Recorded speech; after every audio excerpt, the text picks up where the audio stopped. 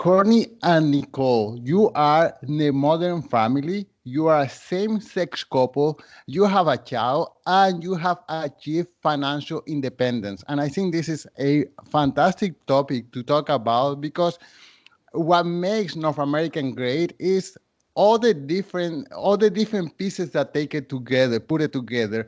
And you are one of those pieces that I haven't explored enough in my podcast. So all that to say, Courtney, welcome to the podcast. Thank you. Happy to be here. Yeah, Thank you. excited. So I don't know where to start. I don't know whether to start on the part of searching for financial independence. Let's start from that point of view.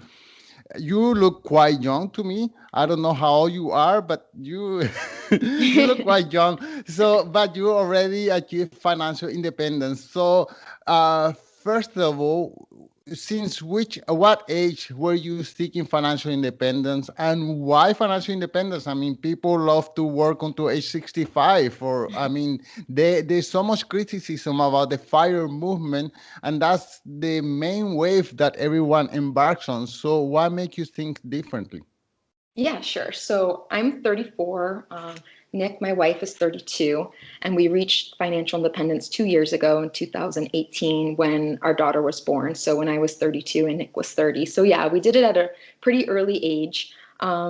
It was more so we both started off with a lot of student loan debt out of school. I had 70,000 to my name and Nick had 40,000 to her name. We both went to school in the States, so a lot more expensive down there in comparison to Canada. So we had a lot of student loan debt, and I saw my parents make some really unwise financial decisions around that point in my life. And it made me realize that I wanted to be in control of money and not the other way around.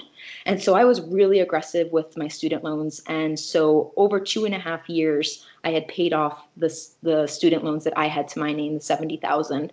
It was 65 plus interest. So 65 plus 5,000 interest over those 2.5 years. I ended up paying off $70,000 in student loans. And then Nick, similarly, after we had met, I had already paid off my loans at that point, and she also was aggressive with her student loans and paid off her 40,000 in 2.5 years. So this was in our early 20s. We already had this mindset where we were used to living this frugal college lifestyle, and we extended it during those couple years where we were paying off our loans. And so at that point, we were living across the street from work. We had roommates. We weren't eating out too much. All the focus was on being debt free at that point. And then when the student loans were off, it was like, okay, well, we were used to this lifestyle at this point. We weren't feeling deprived. It wasn't like we were wanting to do X, Y, and Z and couldn't do it. If we wanted to do certain things, we just figured out what it was that we valued and spent money there and just really cut out the fluff along the way. And so the next step for us was to buy a house, and rather just buy a typical starter home or buy whatever you can with the most amount of credit. We ended up buying a short sale down in Florida, and we ended up renting out 3 of the bedrooms, and that rapidly accelerated our mortgage payoff, and we were able to pay it off in 2.5 years, which is super fast, right? And Wow. so with that, when we moved up to Canada, when we sold our house, we rented it out for a couple more years, and it was able to fund our house up here. We're just outside of Calgary. So all of these things kind of just built up along the way. We've always used reliable, low mileage vehicles. We keep our food costs relatively low. And really, I think some people criticize the fire movement and think like, oh, well, what are you going to do with your time? It's like, well, now we've reached this point where we have a 2-year-old, and we hopefully are going to expand our family and have a newborn in 2021 as the hopeful goal. And so our purpose and our drive for all of this is to be able to spend time together as a family, especially as a young family, and really be there for our kids and not have to send them to daycare, and be able to be the ones to raise them from morning till bedtime and do all the things that I think a lot of parents, some parents, of course, enjoy work. I'm not dismissing that, but I think a lot of parents may feel like they're missing out on some of their kids' childhood moments and memories. And we realize like we're in a very privileged and fortunate position where Nick's no longer working. I've shifted to part-time, and it allows for ample time together to really do whatever we want. And it just provides options. It provides flexibility. So that way, like, I don't have to work right now, but I'm choosing to because I do enjoy my work. And so there will be a point maybe, where I do shift and leave my position and we both are completely off. And that's kind of something that we're talking about a couple of years from now. But at this point, life is good and we're just at this point building up the nest egg even more.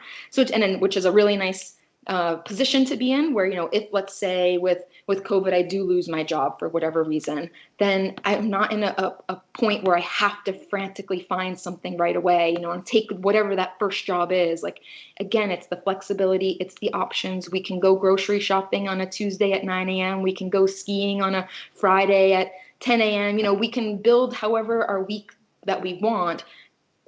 And it's really incredible. And I think more people should strive for it. And whether or not you actually retire once you've reached financial independence, that's a totally personal decision. You may enjoy your job. You may have designed it so you don't have to go into the office. You don't have any of the busy work type of stuff that you didn't like doing before. Like, you can tell your boss and create kind of the job, your ideal job at that point, because it needs you more than you need it at that point.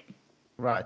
Okay, so you told me that when you were younger, you saw some unwise family decisions, and so I gather that you family was had this consumerism mindset, and you decided to be different from that. But usually, when a child see their parents spending and being in debt and whatever, this goes on for one generation into another one. So to your thinking, what was it that make you break free from this lifestyle?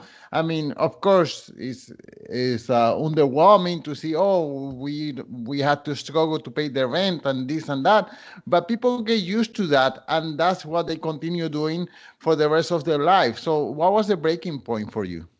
Yeah, that's a really good question. I think really is like my parents, they always provided for my brother and I. They had good paying jobs. We lived in a good neighborhood. They supported our hockey efforts, which got very costly over the years. And then I saw, like, just everything kind of unravel. My grandma, she had dementia, and my mom ended up leaving her job and taking care of her for 7 years, which took a huge emotional and financial toll on her there. And it just created a strain in my parents. They ended up getting divorced and going into a whole bunch of debt. And now my mom calls me her CFO, where I basically oversee her finances for her and kind of have helped her out to rebuild her life for her. So it's very interesting, because you're right. Like, most people just, they see what their parents are doing, they see what their friends are doing, and they emulate that. And that's like just the cycle, and it's a perpetual cycle that you go into. But I think for me is like, I went to a good school, I ended up getting a good paying job, and for me it was like, this seems silly to quote unquote waste it on all these consumerism and marketing, whatever spending type of things like that. And rather, I would rather set myself up to do a complete 180 of what I was seeing right in front of my eyes with my parents. Like, I don't want that for my future. And I saw a way to really propel the other direction. And shortly after that, one of my coworkers introduced me to Mr. Money Mustache. And from there, I was totally hooked. Like, I didn't know what financial independence was when I was aggressively paying off my student loans. I just knew I wanted them gone.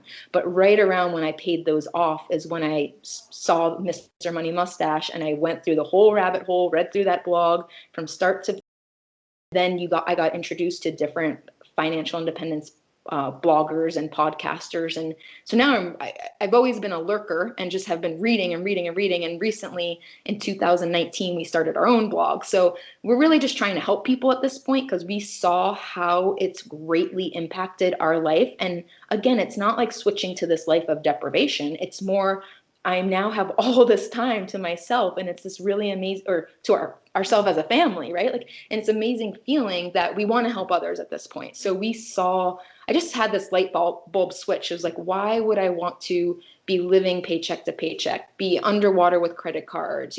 None of that made sense to me when I saw what I could do with my money. And it was just like a no-brainer to go this route versus any other route, really. Wow. Okay, so you mentioned Mr. Money Mustache, and a lot of people have the impression that in order for you to reach financial independence, you have to be an engineer like Mr. Money Mustache, earning $100,000 a year. So first of all, let me ask you, what is it that you study? What was your job? And is it any truth that you have to be a high earner in order to be able to achieve financial independence?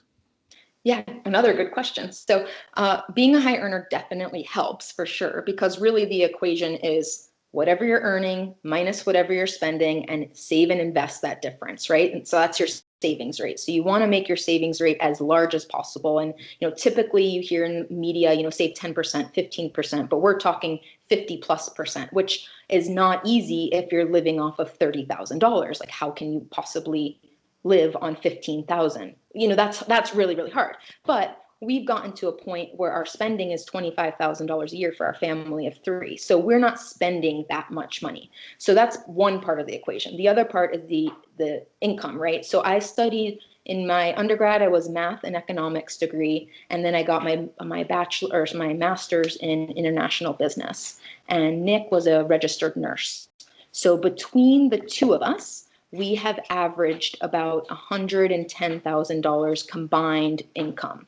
So some years this was more when both of us were working. Some years it was less when only one of us, when only one of us was working. So I ended up in the energy industry, which is nowhere near where I thought I was going to be, for a renewable energy company. And what I do, I'm a real-time trader. So I basically ensure that everyone has their lights on at all time of the day. So when you're getting your power and you're turning your lights on, it has to come from somewhere. And so I basically piece the puzzle of like, where can we get the cheapest power and send it to another part of the country that is going to pay me more. I mostly do stuff in the US, even though I'm based up here.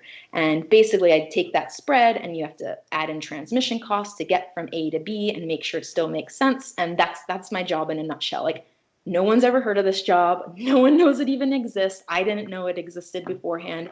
Not in the tech industry, not in oil and gas or anything like that. That's like, one of those come out of high school and make 100 grand type of things. But after my master's, I started off making $69,000. And now I've shifted to part-time. If I were to continue working full-time, I'd be making around $115,000. I now make about half of that being part-time, and Nick is not working. And so when Nick was a nurse, she was making anywhere from $40,000 to $50,000, which was for 4 years, and then she stopped working. So from 2009, when I started, to now, we've basically averaged a little over 100,000 between the two of us. Wow, that's amazing. Okay, so it helps. The other question is part of the success or failure in search for financial independence is your partner.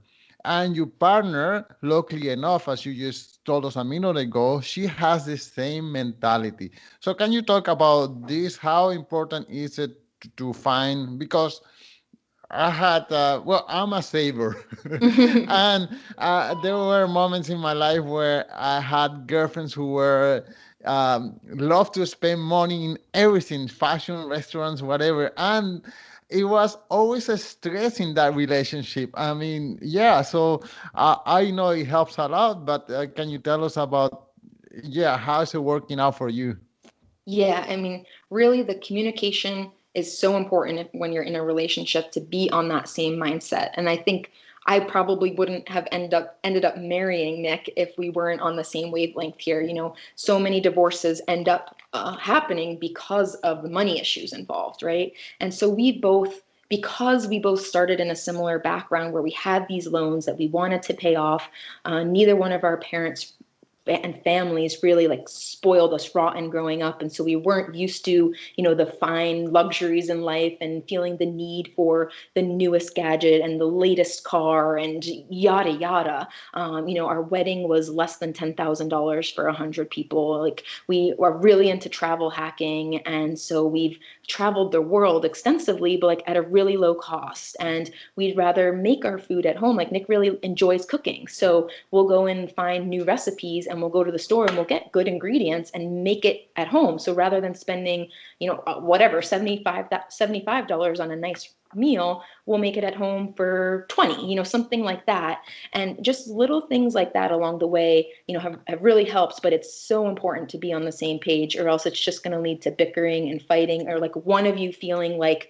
oh, she doesn't love me because she doesn't spend money on me. And someone else, the other side would be like, oh, like, why are we spending all this money? Like, this is not doing anything. Like, where's everything going? It's like our bank account is drained because you are spending all this money on XYZ, right? And it just leads to tension. So I think it's really important to figure out what both of you in the relationship value. And what we suggest is individually, each person writing down the top 10 things over the course of the week that bring you the most joy, and focus on those. And really, the rest is fluff. And when you do that, you'll see it's like, oh, spending time together, having a nice cup of coffee, taking a nice bath, reading a book, little things like that are the things that you really truly value over the course of a week. And that stuff doesn't really cost that much money. So, and that's what's really hard for most people to understand, because you're in this hedonic treadmill of work, spend, work, spend, work, spend, that you don't have the time to even think about what it is that you actually enjoy over the course of a week or a month or a year. You just think, oh, I deserve this Starbucks, oh, I deserve this takeout, I deserve this. But if you cut out the stressors in your life, you'll realize a simple life is actually an enjoyable life, and it's not that expensive either. Okay, well, yeah, that all makes sense. I have questions about your life. I come from South America, and um, there to have a same-sex couple is still something of a rarity. It's something that people do not display openly. And well, I know in different parts of the United States and Canada, depending which neighborhood, it could go either way. So, can you tell me, can you share a little bit about your experience as a same-sex couple? Sure, yeah. So we fortunately have been very blessed in that we have never ever faced any sort of discrimination, either when we were living in Florida or when we moved up here. I mean, we walk around like we're not hiding anything, Right. right? And we're always open to anyone who asks us about anything.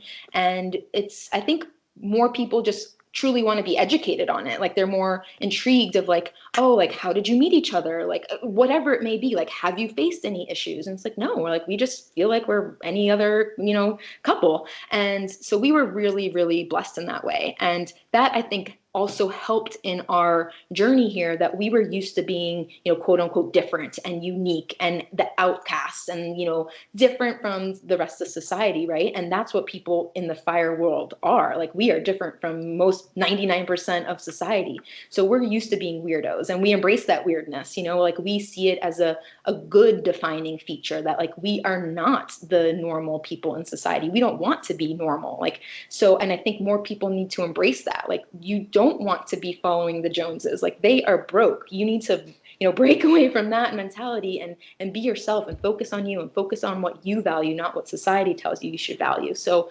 we fortunately have been in like a really happy situation with all of this. Like, we've never had faced any issues. Obviously, it was a little tougher for us to conceive a child than a heterosexual couple, but other than that, that was really the only kind of one-off challenge that we've had to face. We joke that we were actually more we still are. We're still more like hesitant and scared and nervous to tell friends and family about our financial independence situation, that we've reached financial independence, than actually coming out of the regular closet of like, hey, mom and dad, I like a girl, like that type of thing. So we joke that we're still in the fire closet because we have not come out with our friends and family with that news. Even though, your heart's pounding, we knew our family and friends were going to be supportive, but it's still like, you don't want to have that conversation. You just don't want to do it. Like, just pull off the Band-Aid and be done with it. And so when we told them that we were both, interested in people of the same sex, it was gut wrenching, but we knew what the end result would be. It would be positive and fine. But now with the jump forward to where we are today, it's like, I haven't told any of our family members. Neither one of us have told our family members that, like, hey, we don't need to work anymore and we're in our early 30s. Like, we just can't muster up the guts to say that. Right, right. Okay, my audience is a little bit all over the place internationally, and I know no many people suffer from their sexual identity or their orientation, and this is quite sad because I'm sure you're quite aware in, I don't know, in places like Saudi Arabia, Russia, I don't know, Mhm. people suffer a lot. Yeah, I don't know what to say other than people need to accept that not everyone is the same, and different people have different preferences. And uh, when I grew up, I when I was a little kid, I was homophobic. Mm. I because that was my society, and Yeah. only when I began to turn 17, 18, that I kind of my eyes were open. But I think many of us need to be educated, and still the questions remain. Wow, how do they make it? How do they put up? I mean, you were lucky enough to be living in North America, and you never had to face any issues. But there are a lot of people who fear for their life. It's Hmm. just incredible.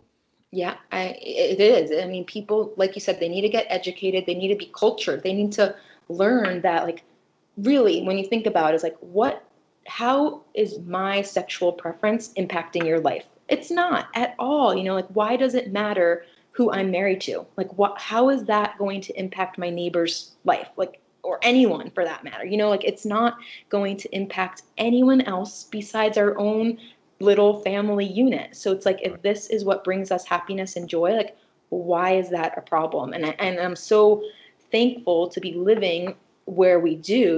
We grew up in the States, which is a bit more, on the fence of how they're feeling with, different societal issues.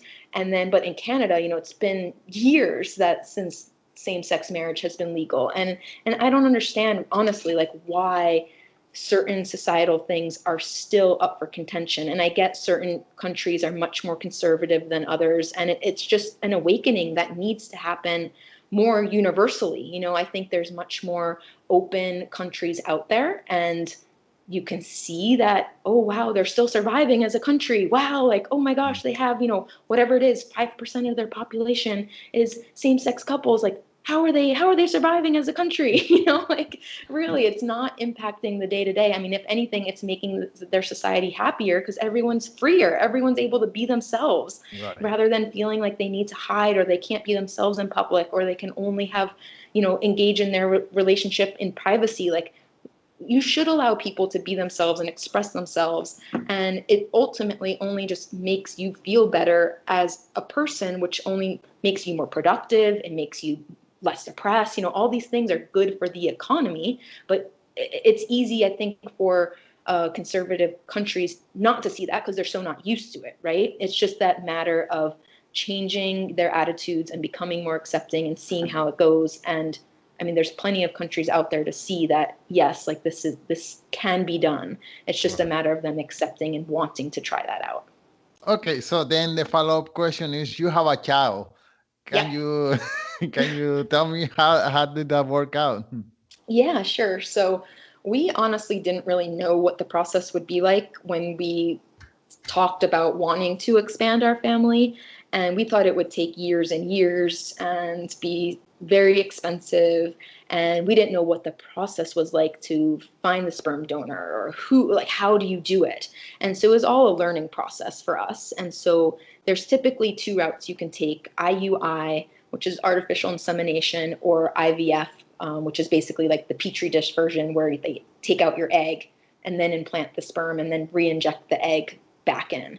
So IUI is less invasive, less costly, doesn't have as good of a chance of working, but that's kind of the method that you would want to try first. And so we did that, and I think it has a 15 to 20% chance of working. And after going through a whole long laundry list of all these different sperm donors with 20 plus page applications, like, it was way more detailed than we thought. We thought we would pick eye color, hair color, and height range. And like, okay, here's your sperm donor. Like, it was way more detailed. So it was really nice because we have all the medical history. We have a lot of information if we ever need it down the road.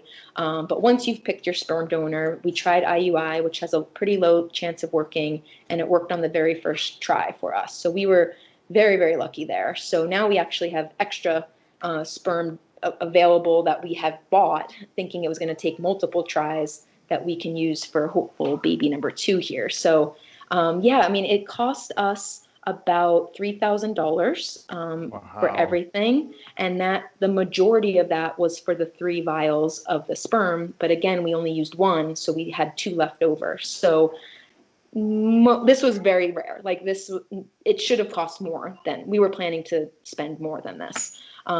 If you have to go the IVF route, then you're looking at, I believe, somewhere in the tune of like $5,000 to $10,000 for each try.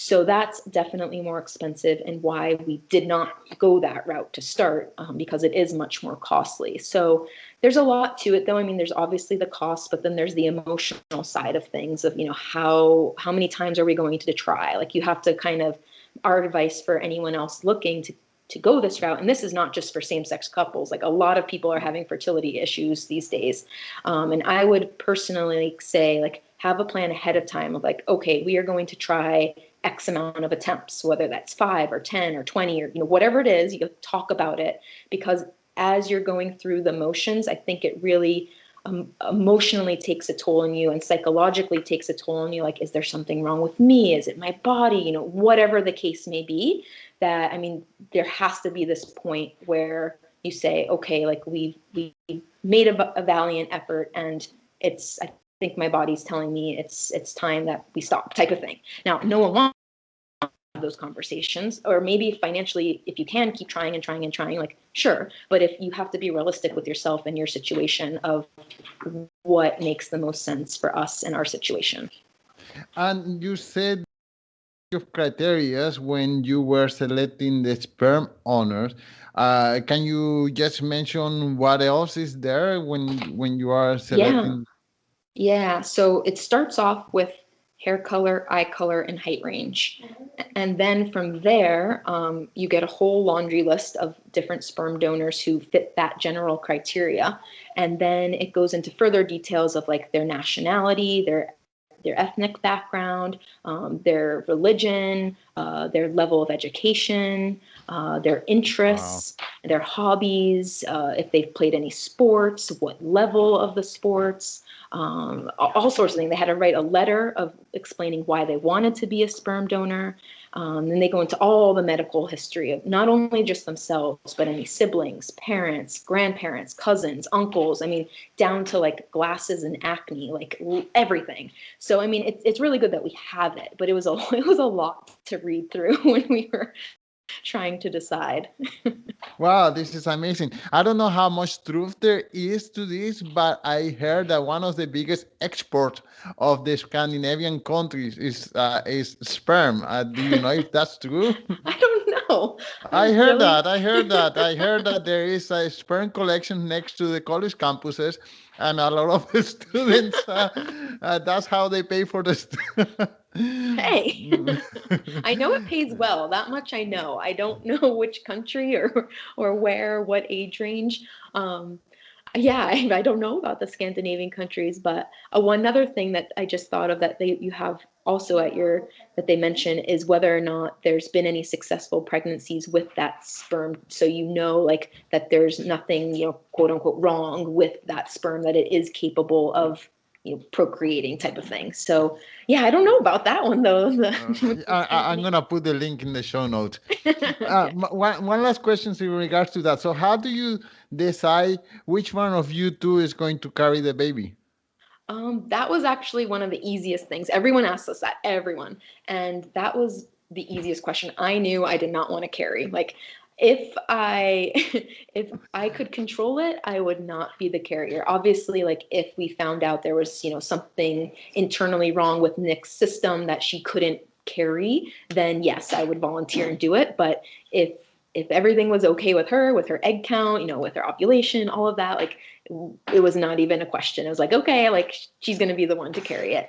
And everyone, everyone's follow-up question to that is like, well, do you feel like you're not connected to your child because there's no actual DNA associated? And it's like, no, absolutely not. Like she is my daughter, right? Like I saw her, I was been there from pregnancy to birth and beyond. I mean, I think that's a ridiculous question that doesn't even warrant a response. But like, yeah, that's always the next question we get. It's like, of course she's my daughter. Like it would be the same thing if you adopted or had a stepchild or Yeah, anything yeah. like that. It's like, no, of course. So yeah, but yeah, it was a no-brainer for us. Is like Nick didn't enjoy their pregnancy, but she didn't mind it. Like she knew, like, okay, well, if we're gonna have a kid, one of us has to carry. You clearly don't want to. I will volunteer Right. and do it, type of thing.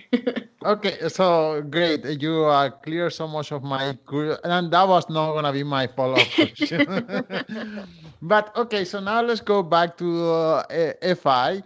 I mean, we're going through the coronavirus. A lot of people have been caught off guard, and they're struggling paying off their debt. But at the same time, I think everyone should be putting aside a little bit more extra, even if you are planning to retire at 65. I don't know. I think it's better to have a nice emergency fund there, not just 3 months, but maybe a year. Why not 2 years?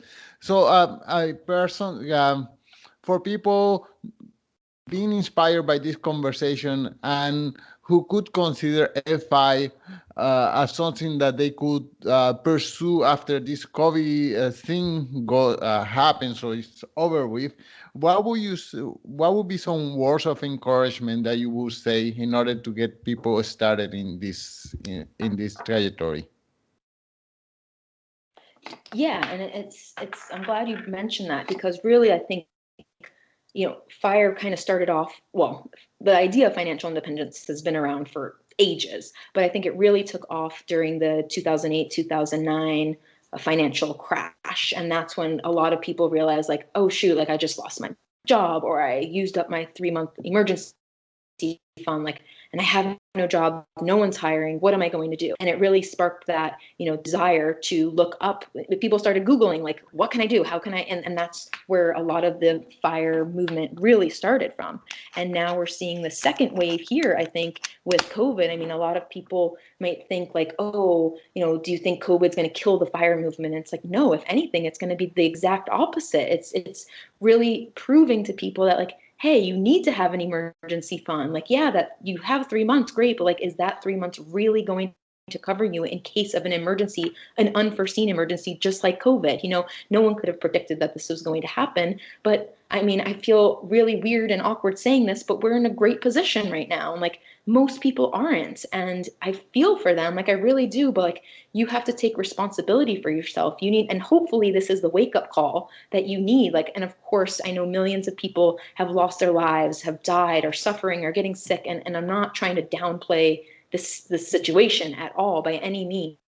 But I'm really hoping that most people see this, and from a financial standpoint say, okay, like, we need to reassess our spending. We need to calm down on all the crazy consumeristic marketing, advertising culture that we live in, and really just figure out what it is that we value and spend money there instead. And I really hope that, this year changes the way people view their spending, that they view their job. No job is secure. I think everyone's Mm. realizing that at this point, right? And you may think, oh, I've been working here for 20 years. There's no way I'm going to lose my job. Like, you definitely can, So I don't. I'm trying to say this in the the most positive and motivational way possible, not trying to downplay anything that's going on, and hope that people really do take a real good look at their spending. Figure out what you're spending. Like, have you ever tracked your expenses? Do you know where your money's going? Like, and I agree, I think you need more than a 3-month emergency fund. Where you keep that money is up for debate, but I think you want to have that healthy cushion. You want to have that runway of at least a year's expenses, so that way okay, if something devastating does happen, I don't need to go on LinkedIn or wherever and find a job like Indeed right away and take whatever the first job is. Like, it gives you that, we call it in our community FU money, where you basically have that like leeway, that runway, where you can start that entrepreneurial effort, or go travel the world, or whatever that the case may be. Spend time with as a family if you have a newborn, whatever, that it gives you that chance to kind of reflect and rebound from whatever downfalls may come your way here. Okay, and the last question, Courtney, is tell us about your blog and yeah, a little bit how it grew, and then the name where people can follow you. Yeah, sure. So we started our blog in July of 2019, and it's really just a place for anyone to come and hear about our story. We don't really give investing advice because I personally think the investing side is the easy stuff. It's really the mindset shift. That's where people really have the tough time of like, how can you invest if you don't have the money to invest, and how do you get that money? By either increasing your income or saving more or both. That's really where all of this propels. So we have an investing 101 series that kind of gives a breakdown, but that's as far as I go on the investing. Like a lot of our weekly posts are more on the mindset, things that are going on in our world. We break down our net worth, where it all lives. We're pretty open about our money and our accounts and where everything is. If you wanted to follow in our footsteps, I'm not saying you obviously don't have to, everyone's different, but it's just a way to, interact with other people. And we've really built a great community of like-minded people that way. And that's for me the ultimate joy of the blog. It's just to find people that you connect with. And there's so many bloggers out there right now, right? And it's more about just finding that blogger that resonates with you, that you have something in common with, or you like their writing style or whatever it may be. And, hopefully maybe, we're one or two of your listeners, maybe more, hopefully more. But like if we can gain, just that companionship and community with others that understand like where we're going for, and they from where we're going, and they understand like,